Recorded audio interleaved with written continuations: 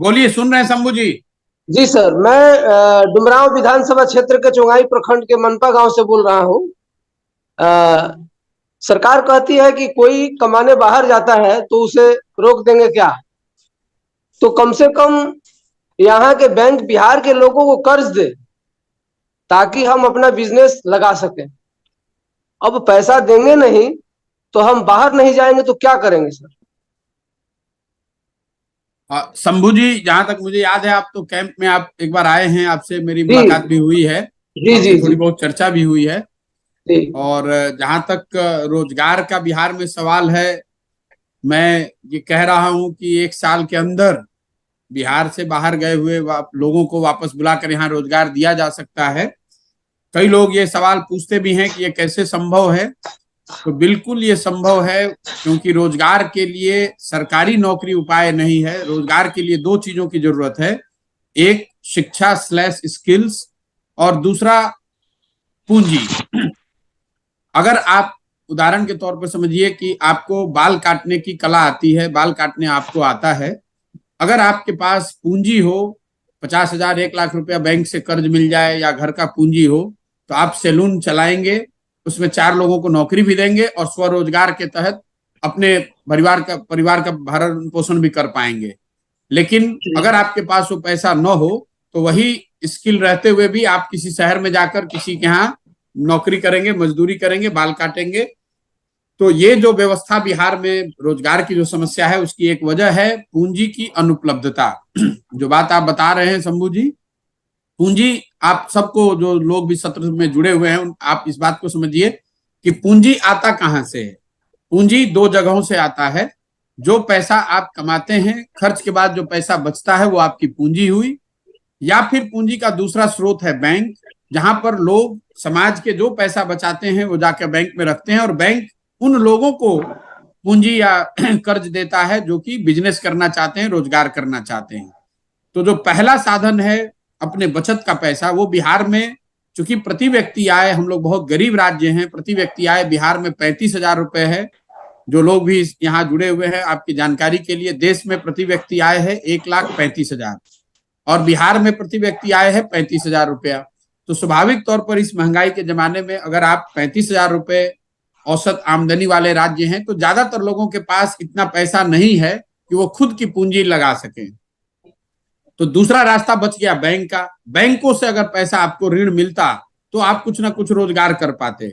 बिहार में वो क्यों नहीं होता है? वो इसलिए कि बिहार एक बैंकों से ऋण का एक पैमाना है, जिसको हम लोग कहते हैं सीडी रेशियो। मैं हमेशा अपने वक्तव्यों में बताता भी हूं, क्रेडिट डिपॉजिट रेशियो। बैंकों के सामने बैंकों को ये जिम्मेवारी दी गई है कि अगर 100 रुपया समाज के लोग बैंक में जमा करते हैं, तो बैंकों की ये जिम्मेवारी है कि कम से कम 70 रुपया लोगों को कर्ज के तौर पर घर बनाने के लिए, गाड़ी खरीदने के लिए, रोजगार करने के लिए बैंक पैसा दें। इस चीज को नापने के लिए, इसका इसके असेसमेंट के लिए रिजर्व बैंक ऑफ इंडिया एक आंकड़ा जारी करता है, जिसको कहते हैं सीडी रेशियो। कितना पैसा जमा हुआ और कितना पैसा बैंकों ने ऋण के तौर पर दिया। देश में ये सीडी रेशियो है 70%, बिहार में ये रेशियो है 40%। इसका असर क्या होता है? 1990 में जब लालू जी मुख्यमंत्री बने, तो बिहार का सीडी रेशियो था 40%। मतलब 100 रुपया जो बिहार के बैंकों में जमा होता है, उसमें से सिर्फ 40 रुपया ही यहाँ के लोगों को कर्ज के तौर पर मिलता था। लालू जी के 15 साल के राज में सीडी रेशियो घटता घटता 28.4 हो गया। मतलब 100 रुपया जो बैंकों में जमा हुआ, सिर्फ 28 रुपए, 28.5 रुपए ही लोगों को कर्ज मिलता था। नीतीश जी के 18 साल के राज के बाद पिछले साल सीडी रेशियो है 40%। तो अभी पिछले साल बिहार की गरीब जनता ने कुल करीब करीब 4,20,000 करोड़ रुपया बैंकों में जमा किया। 40% सीडी रेशियो के हिसाब से बैंकों ने 1,61,000 करोड़ रुपया बिहार के लोगों को कर्ज के तौर पर दिया, अलग अलग काम के लिए। बाकी पैसा कहाँ गया? बाकी पैसा बैंकों ने बिहार से उठाकर उन राज्यों में लोगों को कर्ज दे दिया, जिन राज्यों में फैक्ट्रियां लग रही हैं, रोजगार के साधन बड़े हैं। अगर आप आंध्र प्रदेश में, तेलंगाना में, केरल, तमिलनाडु, महाराष्ट्र, गुजरात का सीडी रेशियो देखेंगे, तो वो 90 या 90 से ज्यादा है। मतलब अगर आंध्र प्रदेश में लोगों ने 100 रुपया बैंक में जमा किया तो बैंकों ने 105 रुपया ऋण दिया। बिहार में लोगों ने 100 रुपया जमा किया, हमको आपको 40 रुपया ऋण मिला। तो बिहार से सिर्फ लोगों का पलायन नहीं हो रहा है, बिहार से पूंजी का भी बहुत बड़ा पलायन हो रहा है। हम लोग सोचते हैं कि कोई बाहर से आए और 10-20 हजार करोड़ रुपया लगाकर फैक्ट्री लगा दे, कोई बाहर से आकर 10,000 करोड़ रुपया लगाएगा, लेकिन बिहार का अपना पैसा पिछले साल 2,80,000 करोड़ रुपया आपका हमारा पैसा बैंकों ने दूसरे राज्य में भेज दिया। 1990 से लेकर पिछले वित्तीय वर्ष तक 32 वर्ष में 26 लाख करोड़ रुपया, इस बात को याद रखिए, कोई आपको बिहार में इसकी चर्चा नहीं करता है। बिहार से 26 लाख करोड़ रुपया पिछले 32 वर्षों में बैंकों ने बिहार के लोगों का पैसा दूसरे राज्यों में भेज दिया।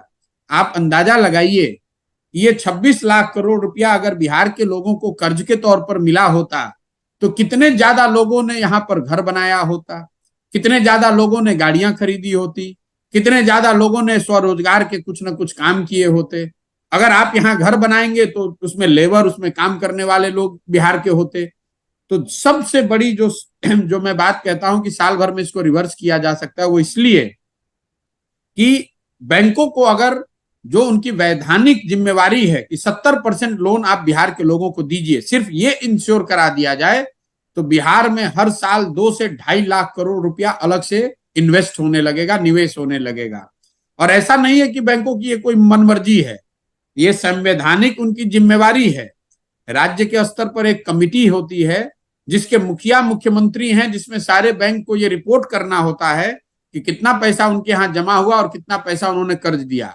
लेकिन बिहार में जो दुर्दशा है, जैसे यहाँ का डॉक्टर, शिक्षक, अधिकारी मुख्यमंत्री की बात नहीं मान रहा है, वैसे बैंक वाले भी उनकी बात नहीं मान रहे हैं।